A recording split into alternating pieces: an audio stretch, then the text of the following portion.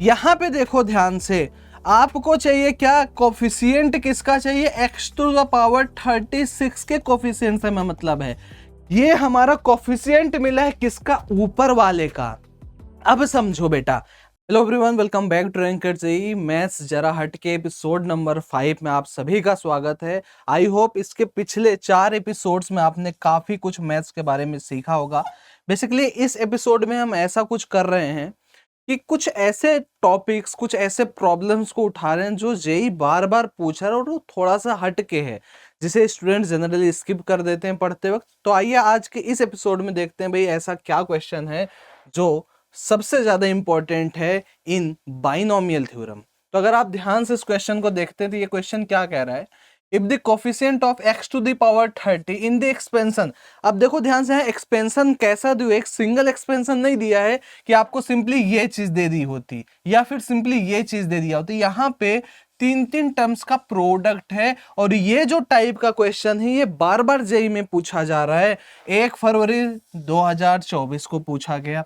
अगर आप ध्यान से देखोगे तो कुछ यहाँ पे भी ये क्वेश्चन पूछा गया 27 जनवरी 2024 को। अगर आप ध्यान से देखोगे 2024 में ही इसी बार पहले ही शिफ्ट में ये क्वेश्चन भी पूछा गया। तो सेम पैटर्न का सवाल 3 बार पूछा गया एक ही अटेम्प्ट में, एक ही फर्स्ट शिफ्ट में जेईई के। अगर हम बात करें भाई कि इस क्वेश्चन को कैसे सॉल्व करना है तो जरा ध्यान से देखना पड़ेगा इस चीज को और समझना पड़ेगा कि कुछ ज्यादा कठिन नहीं है इसमें। चलिए इसको एक बार करने की कोशिश करते हैं। सबसे पहला हमारा काम क्या होना चाहिए, कोफिशिएंट पूछा है ना, तो कोफिशिएंट हम कैसे बताएंगे किसी भी टर्म का, क्योंकि भाई अगर हम जनरल टर्म लिखते हैं तो सारी चीजें हमें मिल जाएंगी। क्या ऐसे जनरल टर्म लिखना सही है, कहोगे नहीं, जितना शॉर्ट हो सके, जितना ये हो सके भाई, अगर ये दोनों कंबाइन हो रहे बेटा कंबाइन कर दो, क्योंकि मुश्किल आप ही का बढ़ने वाला है। वेरिएबल्स आप ही ज्यादा करोगे, अगर कंबाइन होता है तो करो और कुछ सिंप्लीफिकेशन होता है तो करो। जैसे इसमें सिंप्लीफिकेशन मुझे एक चीज दिख रही है कि हम कुछ ऐसा काम कर सकते हैं कि ये x plus 1 to the power 6 कर दिया, ठीक है, और ये नीचे हम इसके ला देते हैं x टू द पावर 6। किसी को कोई दिक्कत, कहोगे नहीं, हमने इसको थोड़ा सा सिंप्लीफाई कर लिया है। और यहाँ पे क्या है भाई, 1 plus x square to the power 7 है और 1 minus x cube to the power 8 है। ये हमारे पास फाइनल एक्सपेंशन है। अब इससे ज्यादा हम इसमें सिंप्लीफिकेशन नहीं कर सकते। रीजन क्या है आप सभी लोगों को अच्छी तरीके से पता है, कुछ भी ऐसा टर्म नहीं जो मिक्स हो रहा है। जैसे ये 1 प्लस एक्स होता है, ये 1 माइनस एक्स होता तो मिक्स हो जाता, ये भी एक्स स्क्वायर होता तो भी मिक्स हो जाता, यहाँ पे कुछ ऐसी चीज होती तो भी हम मिक्स कर सकते थे, बट यहाँ ऐसा कोई भी चीज नहीं बन रहा है। ये 1 माइनस एक्स होता तो इससे मैच कर जाता है ना, लेकिन ऐसा कुछ भी नहीं हो रहा है। तो अब बेसिकली क्या करना है, हमें फोकस करना है किस वाले पार्ट पे, इस वाले पार्ट पे। ये मान लो भैया हमारे पास एक्सपेंशन है और बाकी सारे टर्म्स, जो भी टर्म्स आएंगे उसको हम x टू द पावर 6 से डिवाइड करेंगे। जो जनरल टर्म होता है यार हम कैसे लिखते हैं, T R plus 1 is equal to किसी भी एक्सपेंशन, अगर x plus y to the power n की बात करें तो कहोगे T R plus 1 is equal to N C R, है ना, x to the power n minus R और y to the power r, कुछ इस तरीके से लिखते हैं। कहोगे बिल्कुल सही बात है। यहां पे देखो ध्यान से, आपको चाहिए क्या, कोफिशिएंट किसका चाहिए, x टू द पावर 36 के कोफिशिएंट से मैं मतलब है, क्योंकि हमें क्वेश्चन में पूछा है x टू द पावर 30 चाहिए। तो जब x टू द पावर 36 निकालोगे और उसको x टू द पावर 6 से आप डिवाइड करोगे तभी तो जाके वहां x टू द पावर 30 आएगा। कहोगे बिल्कुल सही बात है भाई साहब। तो अगर आप ध्यान से देखने की कोशिश करते हैं, x टू द पावर 36 हमें चाहिए। अगर हम इसका जनरल टर्म बात करें कि x plus 1 to the power 6 के जनरल टर्म को कैसे लिखेंगे भाई, क्योंकि इसको अगर आपको लिखना है तो r1 इसका वेरिएबल मान लेते हैं, nc r1, तो n की जगह यहाँ पे क्या है, 6 है, 6c r1 और यहाँ 1 रहने तो x to the power r1 हो गया। और अगर 1 plus x square to the power 7 की बात करें, 7c r2, x to the power यहाँ पे basically x square, x to square power r2 हो गया यहाँ पे, है ना। और 1 माइनस एक्स क्यूब की अगर हम बात करते हैं तो ये हो जाता है 8c r3 और ये हो जाएगा भैया माइनस एक्स क्यूब, यहाँ पे r3 हो गया। अब ये चीज क्या है यहाँ पे बेटा, प्रोडक्ट में है।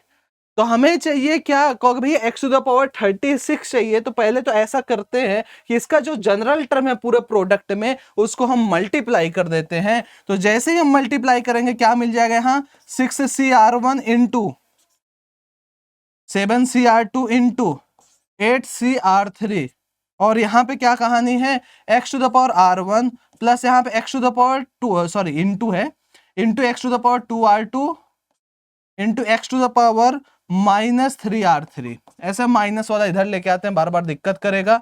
तो -1 to the power R3, 6CR1, 7CR2, 8CR3 और x to the power R1 plus 2R2 sorry plus यहाँ पे ले लेते हैं 3R3। ये कहानी होने जा रही है हमारे कोफिशिएंट की। ये हमारा कोफिशिएंट मिला है किसका, ऊपर वाले का। अब समझो बेटा, x के पावर में हमें क्या चाहिए, ऊपर वाले की कहानी भी हमने लिखी है, x के पावर हमें क्या चाहिए 36, मतलब कि इट मींस हमें R1 plus 2R2 plus 3R3 should be equal to 36 चाहिए। तभी तो यहाँ x के पावर 36 होगा, तभी ये x के पावर 6 को खा जाएगा और x टू द पावर 30 बचेगा। कहोगे बिल्कुल सही बात है। अब समझो यार, ये जो R1, R2 और R3 था इसकी वैल्यू क्या होगी, क्योंकि भैया ये होल नंबर होता है, मतलब R1 जो है ये 0 से लेके 6 तक जा सकता है ना। R2 क्या है, क्योंकि भैया ये 0 से लेके 7 तक जा सकता है। R3 क्या है, ये 0 से लेके 8 तक जा सकता है। फाइन। तो अगर आप ध्यान से देखो यहाँ पे R3 के साथ 3 है, तो अगर 8 रखते हैं तो ये 8 इंटू 3 कितना हो जाएगा, 24 हो जाएगा। इसका मैक्सिमम आप रखोगे तो अगर आप ध्यान से देखो 24 है, इधर हमें 12 चाहिए, तो 12 आराम से मिल जाएगा, क्योंकि 6 डायरेक्ट यहाँ पे। इस चीज को आप समझने की कोशिश करो, अभी आगे आपको रियलाइज होगा कि ये चीज मैं क्यों बता रहा हूं। अगर हम मान लो यहाँ पे R3 को 7 लेते हैं तो 7 3 जा 21, तो इन दोनों का सम हमें कितना चाहिए होगा, 21, यहाँ से 15 चाहिए होगा। अगेन 15 भी हमें मिल सकता है using R1 and R2 this.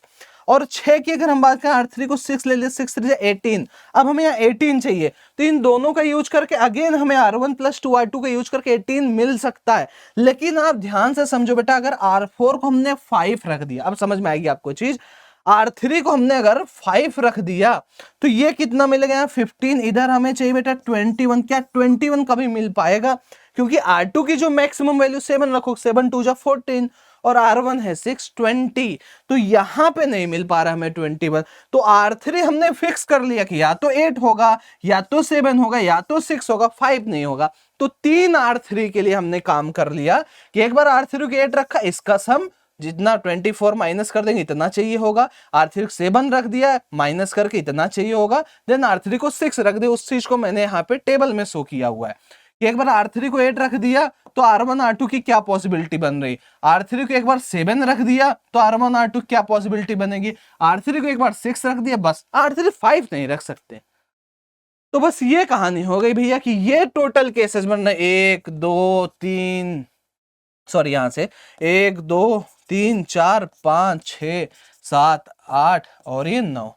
हमें पूछा गया यहाँ पे, क्योंकि यहाँ पे पूछा गया है कि जो x टू द पावर 30 का कोफिशिएंट है, इतनी बार हमें ये वाला कोफिशिएंट मिलता जाएगा, बार बार x टू द पावर 33 मिलता जाएगा। तो हर बार आप क्या करोगे, वैल्यूज रख के R1 R2 R3 की जो वैल्यूज है, जितनी भी 7-8 वैल्यूज मिली हैं, सब आप रख के ऐड करके कैलकुलेट करते जाओगे। तो फाइनल जो आंसर आता है अल्फा का 678 आता है, -678, और मॉड लेते आंसर आ जाता है 678।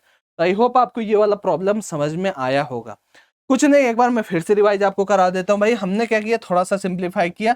हमें टोटल इस वाले एक्स में से x टू द पावर 30 चाहिए, नीचे 6 मौजूद है, तो ऊपर की बात करें, ऊपर x टू द पावर 36 चाहिए। तो जनरल टर्म तीनों का हमने लिख दिया भाई, तीनों मल्टीप्लीकेशन में मल्टीप्लाई कर दिया इनका जनरल टर्म, और जो x वाला उसको साथ में ले लिया। भाई x के पावर में ही चाहिए, तो ये वाला फला जो चीज है ये 36 चाहिए, बस उस हिसाब से हमने R1 R2 R3 डिसाइड कर लिया। आंसर हमारा आपके सामने है।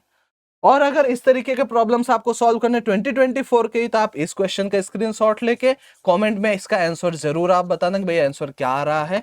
इसमें भी देखो आपको थोड़ा सा दिमाग लगाना पड़ेगा इस और इस चीज को यूज करके, तो थोड़ा सा आपको सोचना पड़ेगा, क्योंकि लंबा हो जाएगा बहुत ज्यादा क्वेश्चन। आप ट्राइनोमियल एक्सपेंशन नहीं यहाँ पे लगा सकते हो, मल्टीनोमियल नहीं लगा सकते हो, बहुत ज्यादा आपका समय वेस्ट हो जाएगा। इस वाले में आप क्या दिमाग लगा सकते हो, दिखेगा साफ साफ। अगर आप थोड़ा भी प्रैक्टिस में हो, थोड़ा भी बाइनोमियल आपने प्रैक्टिस किया है, डेफिनेटली आपको यहां भी क्वेश्चन में दिख जाएगा कि कुछ चीजें कंबाइन हो रही है। इसका भी कमेंट में आप आंसर जरूर बताना। तो आई होप ये सीरीज आपको अच्छा लग रहा होगा। एंजॉय करते रहिए। चैनल बनाए तो चैनल सब्सक्राइब जरूर करना। Thank you very much.